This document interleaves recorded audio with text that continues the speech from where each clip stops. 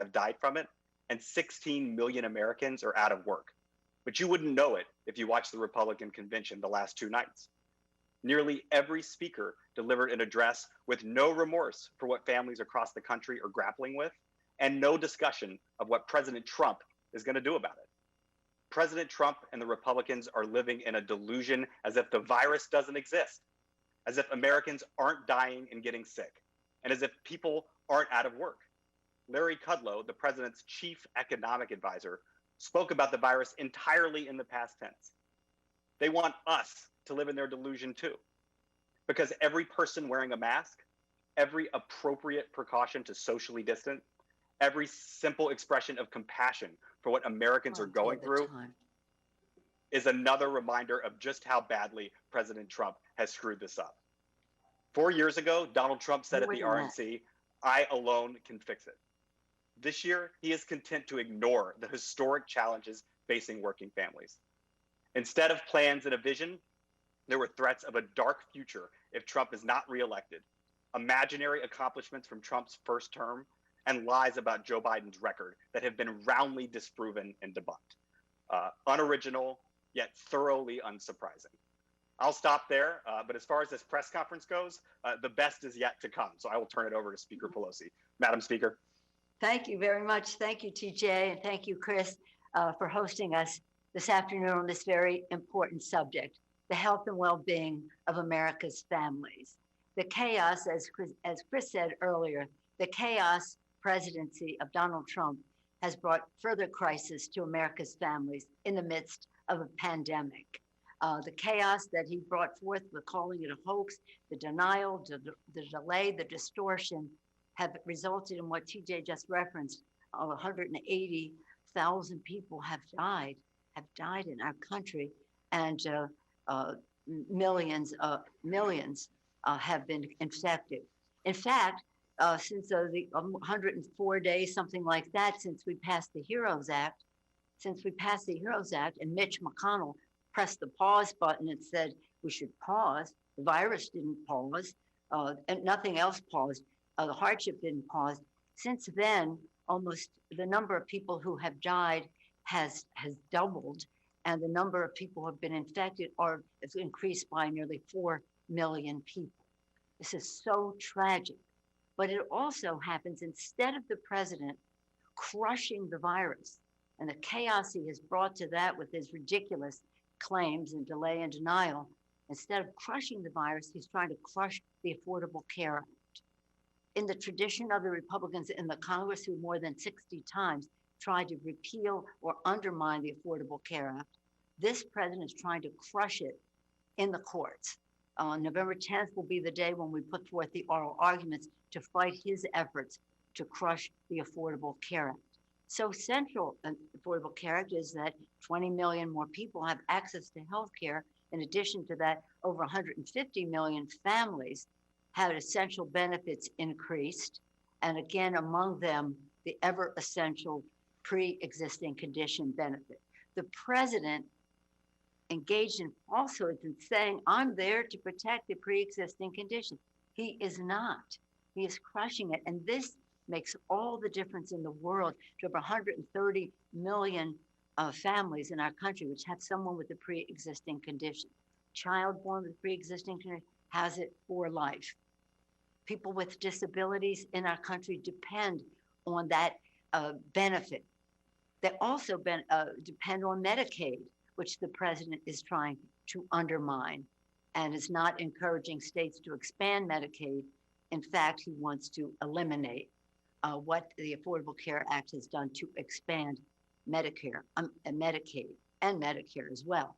But in terms of Medicaid, this is essential to 55 million families with people with disabilities in them. So this is, and many of them are our veterans as well. So Medicaid is very important, and Medicaid is central to the Affordable Care Act. We're there to, from day one, with our freshmen leading the way on day one of this new Congress in the majority, our freshman class went down there and put forth a resolution that said we're going to fight this in court, and we are indeed doing that. This is a sad, today, purple and white for suffragists, so This is an important issue for women, that's for sure.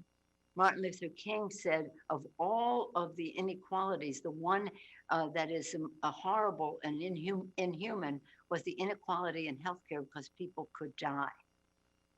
That's why we passed under President Obama and Vice President Biden's leadership the Affordable Care Act. That's why when we win again and under President Biden and Vice President Harris, we will be expanding and strengthening it. But let me just say another date for this week, and that is yesterday, August 25th. In different years, but on that same date, we lost two of our heroes. Ted Kennedy, who was not only an inspiration, but also a leader in establishing the Affordable Care Act. He died 11 years ago yesterday. And 2 years ago yesterday, John McCain left us, a hero in saving the Affordable Care Act. So people have acted with brilliance, with courage, and the rest for the good of the American people. The president is acting with chaos, catering to pharma, catering to the insurance companies and the rest, and not telling the truth about it. He's about chaos. We're about science. And we'll have more to say about this as we go forward, about science, science, science, instead of the president's notion mongering about different cures and the rest of which he knows nothing about, his chaos in the in how he's treating the Affordable Care Act, his chaos in how he's treating the FDA, and how instead of science dominating the approval process, his politics doing so. For these and other reasons, and I know this conversation will continue, I'm very pleased to yield for a champion on fighting for the Affordable Care Act and really expanding access to quality, affordable care for all Americans. Senate Leader Chuck Schumer.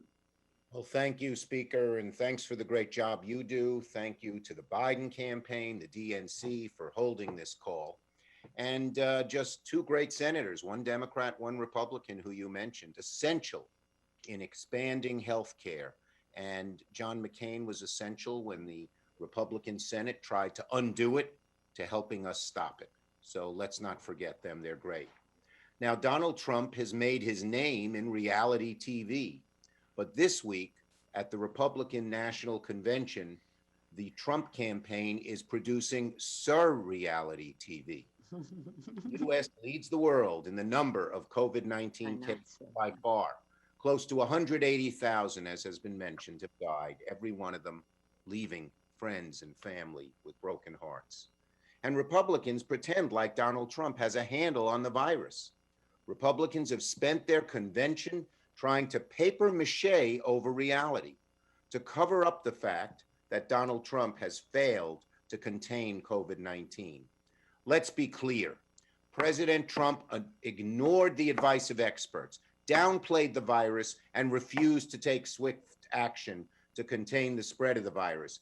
Every other Western country, just about, every other Asian country and developed countries have done a far better job than us because they had leadership and we didn't. We had chaos. And as a result, the Trump administration's response to COVID-19 has been an international embarrassment. And we are experiencing the greatest health crisis this country has seen in over 100 years. Of course, the truth is, ever since Donald Trump became president, he's been relentless in attacking Americans' health care, as the Speaker mentioned. The Affordable Care Act, a lifeline to millions, has, especially during this pandemic, and yet Trump and the Republicans in Congress right now, they go home and do commercials how they want to protect pre-existing conditions, and yet they're suing. They're suing right now in court to gut the ACA and eliminate protections for people with pre-existing conditions. What hypocrisy. The same lawsuit could cause many people to be denied coverage when they need it most here during COVID, resulting in even more chaos in these already very challenging times. You won't hear any mention of the lawsuit at the Republican convention. Oh no. President Trump actually started off on Monday saying he'd defend protections for Americans with pre-existing conditions. He actually said that, while the administration is in court right now suing to take away these protections. You can't make this stuff up. Surreality. That's what it is. dishonesty, lying. For this and so many other reasons, we need to elect Joe Biden and Kamala Harris. The American people just can't afford 4 more years of this dangerous and chaotic leadership. And I want to make one more point. The Trump administration's healthcare sabotage and weak, inadequate coronavirus response has been aided and abetted by congressional Republicans. And no one is more guilty than the Senate Majority Leader, the self-appointed Grim Reaper of the legislative graveyard, Mitch McConnell. McConnell and the Republicans have refused over and over again to take action to protect Americans' health care, to address the coronavirus.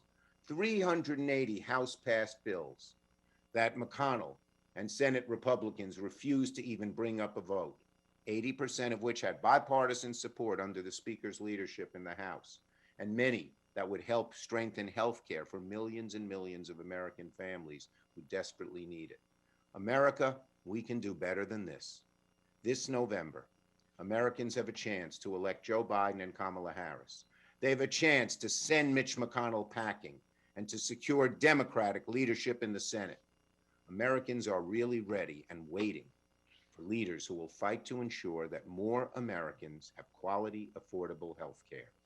We need to build the country back better. We need to strengthen health care coverage, and we need a comprehensive approach to this global pandemic. We need to elect Joe Biden and Kamala Harris. Thank you.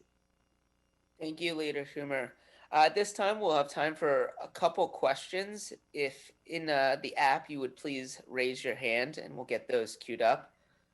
As that's going on, a reminder, in your inbox right now from the War Room, you have a fact sheet about healthcare in crisis, going through the terrible things that the Trump administration has done to mess with the healthcare of Americans.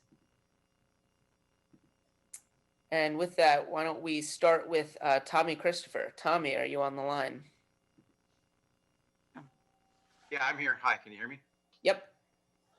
Okay, my question is for Speaker Pelosi, but Leader Schumer and TJ, you can chime in too. I wanted to know if you are open to or planning any sort of oversight, investigations, hearings on the potential Hatch Act violations that are occurring at the RNC, and also on the issue of the CDC, the new testing guidelines, and whether there was political pressure applied to reduce the number of cases being reported. Let me take the second part first. The CDC guidelines that they have put forth are scary and dangerous. It really is very sad and just reinforces the lack of attention and understanding that we have to have in order to crush this virus. Scientists tell us, and they have told us over and over again over the past months, that we must be testing more, that we should be testing 3 million people a day. The administration has resisted that. The president said testing is overrated. I think he was talking about himself. Every time he says something like that, it's like a projection of himself, overrated. And then in our conversations with his staff and representatives, they're like tracing. I don't know why we should do that. Well, testing, tracing, treating, isolating, mask wearing, sanitation. This is what scientists tell us is necessary to stop the growth, the flow of this virus, and to help to eliminate it. They won't do that. So now they're having the CDC, shame on them, as I say, shame on the commissioner of the FDA the other day for his misrepresentations. This all is being politicized, and yes, we will be investigating. The Energy and Commerce Committee is already looking into this, and our select committee on the coronavirus crisis under Mr. Clyburn's leadership will be looking into it. This is very, very essential. As Leader Schumer said, this is what other countries have done, and they've had success. You have success from science. You have crisis from chaos, and that's what this president is about. And in terms of the first part of it, these people are so unethical, So whether it's legal, illegal, we think that it is illegal. Pompeo gave the State Department a warning that they should not be engaged in politics. And then he himself was engaged in it. But you know what? The American people really, they know these people are unethical and illegal and doing things outside the law. What they want to know is what we're going to be doing for them. And we'd rather have our focus be very much on how we're going to protect their health care, how we're going to create good paying jobs, how we're going to take our country in a forward direction and cleaner, bigger jobs, lower healthcare costs, bigger paychecks, lower healthcare costs, and cleaner government as we protect our planet, which they're in denial. Again, another example of their anti-science. So the committees will make their decisions about how they go forward on Pompeo. We also have an issue with Pompeo for not giving us documents, and you'll be hearing from the Foreign Affairs Committee, Mr. Engel, Chairman Engel, probably later today on that score. So they've been in violation on many scores. This is really pathetic, but nonetheless, no surprise at their unethical behavior. I just want to add to, in terms of the CDC, this has to be resisted, because this is just, again, ignoring science and letting the virus have its way with our people. It really must be addressed. I don't know if Leader Schumer wants to say anything about the CDC or the FDA or any of the rest of it. You know, Donald Trump thinks by ignoring the truth, by lying about the truth, he can make things happen, and it only makes things worse. He called it a hoax. It wasn't a hoax. He said, when it gets warmer, it'll go away. It didn't go away. But it's not just that he lies about it. He doesn't do what's needed to fight it, because he lives in his own little dream world, and he thinks by ignoring the facts and misstating the facts and lying about the facts, that will become the truth. And that's just not how this works. So by not knowing how many people are hospitalized, how many people are dying, by trying to understate those facts, he will make things worse. More people will die.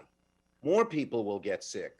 The economy will stay in bad shape longer, as long as they deny the truth. But Trump has this amazing ability in his own brain to think if he says it, it's going to become true.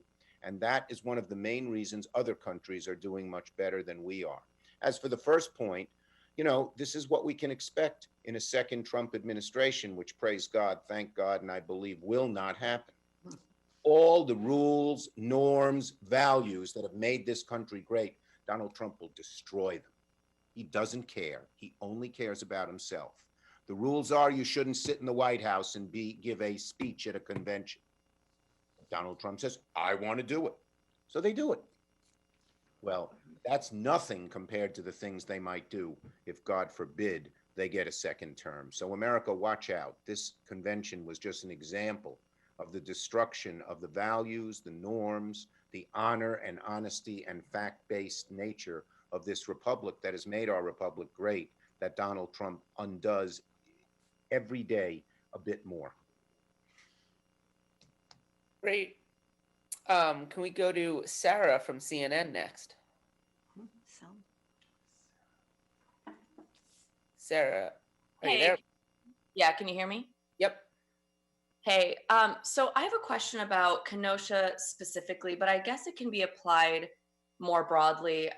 The unrest and the riots are an issue the Trump campaign is especially now capitalizing on with this law and order message to appeal to suburban voters. And I know you all released a statement from Simone last night condemning the violent protests. And I know Biden has addressed it before, but I'm curious how the vice president intends to address this issue himself going forward. And I'm curious, do you guys believe that this is a messaging war that you need to win at all? Well, Sarah, I can address that at the top, and then Speaker Pelosi or Leader Schumer, if you all have anything to add. I think earlier this week you saw Vice President Biden call for accountability and an immediate, full, and transparent investigation into this shooting. He called those 7 shots Sunday night. He said that they pierced the soul of the nation, and he has said before that protesting such brutality is right and necessary. I believe he said after the George Floyd murder, that it was an utterly American response. But he has also said that burning down communities and needless violence is not. That violence that endangers the lives of families and small businesses is not. So I think you'll continue to see him be out in front and show leadership on this issue. I think the Biden-Harris administration will be an administration that will actually address some of the systemic racism and inequities in our country in a way that this president has not, and this president has completely failed to lead on. So I think you will absolutely see more from us on that. And I'm not sure, Speaker Pelosi or Leader Schumer, if you had anything more to add on that front. I think that Vice President Biden and then President Biden and Vice President Harris will be leaders who will calm the waters. What we saw in Kenosha, it breaks your heart. It does pierce the soul, as was said, but the encouragement that the president, the acquiescence, if not more than that, that he gives to vigilantes coming in to make matters worse in these situations is something that the president should be quelling rather than encouraging. I do think that it was beautiful to hear Mrs. Blake speak, the mom. I don't know if you heard her speech, but she said, this isn't what we're about. We're not about riots and destroying a property and the rest. That's not the statement that we want associated with this. And I thought when she spoke from the heart as a mom about this, about her family and their loss in terms of hopefully maybe science will be advanced and it will be able to walk, but the statement that she made, I think she spoke for most people in our country. We all respect peaceful demonstrations. We don't want them to be exploited by outside groups, be they vigilantes and the rest, to stir it on. And so I feel that we in our country have enough empathy for those who have lost their lives or their ability to walk or whatever it is, that we want to have everyone be able to speak out on it, but we don't want it to be used for a purpose that is counterproductive. Just want to get back to Tommy's question, though, for a moment on healthcare. I have said this, and I truly believe it. I believe that President Trump is asking his supporters, who seem to be able to accept almost anything that he does, he's asking them to choose him over their children and over their families, the health and well-being of their families, especially now as it comes to going back to school. He wants to give the resources largely to the schools that will actually open, as opposed to those who are making their judgments that it's in the safety, the interest of safety of children, not to go down that path. So he's saying to them, it's Donald Trump or your children. Think about it. Mr. Schumer? Just one quick point, because I think TJ and Nancy have done it well, but a broader point. Our convention showed unity, bringing people together, ending the divisiveness together, and coming together for a common purpose on healthcare, on opening up the schools, on so many things. What their convention is showing is disunity and divisiveness. The American people want unity. They want someone who will bring us together, not someone who will try to tear us apart. And I think that message will be very strong and resonate well in November and then afterwards with President Biden and Vice President Harris. Thank you. Maureen from USA Today. No. Maureen, you there? Yep, just unmuted. Thanks for taking my question. Since Vice President Pence is the top speaker tonight, can you address how he fits into the indictment that you're making? Well, I'll go ahead, Speaker Pelosi. Well, I would just say that what we're learning about Vice President Pence is that he's pulled his punch on the fight against the virus, that they were slow in anticipation, and not only that, reacting to what was happening out there in terms of the spread of the virus. He sort of became I don't know what, just a figure in the background for a while. And then I don't think he ever emerged, and maybe until tonight. But the fact is, there's nothing for him to be proud of in terms of his role in fighting this virus. In fact, there's evidence to support the fact that he was very slow on the draw, pulled his punch when he should have been leading with it. And he's part of the indictment on the coronavirus. Again, I don't know what role he played in the healthcare debate, but he certainly is an accomplice to the president's assault on the Affordable Care Act. And I just want to say, I talked about Ted Kennedy and I talked about John McCain coincidentally dying at the same date, not the same year, but the same date. I mentioned that because it was about bipartisanship. It was about what Mr. Schumer was talking about bringing people together. We have our differences on how we would proceed, even within our own parties, but we respect other points of view. And as we go forward, that's what Joe Biden has been so famous for, about respecting other people's point of view, having empathy for the concerns of the American people, and finding a path that is sustainable to address them, whether it's about job security, whether it's about health security, whether it's about preserving the planet. How do we do that in the most bipartisan way, the way Ted Kennedy and John McCain, in their way, in their time, both advanced and saved the Affordable Care Act? I just Mr. make one Schumer? more point about the vice president. 2 points here. First, he's head of the coronavirus task force. I wouldn't be proud of that if I were him. Look how poorly we've done. So clearly, the response of the administration, and if Pence was leading it, it's a severe indictment of him that will be a stain on his record forever, no matter what he does afterwards. And second, when Trump just lies and misstates things to the detriment of the country, Pence is quiet as a little mouse. That's another indictment of him. A real leader would have first gone to the president and say, you can't say these mistruths, and if you keep saying them for the good of the country, I'm going to have to contradict you. He has not done that. He has shown no leadership. He has just been a total acolyte of President Trump's bad policies, misdeeds, and frankly, lying.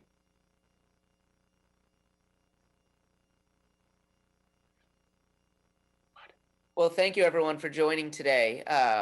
This was a great call. Thank you to our speakers. Tomorrow, our final call of the week will be at 11 a.m. with Mayor Pete Buttigieg. So I look forward to that. Have a great day. Thank you, Chris. Thank you. Thanks, everybody. Thank you.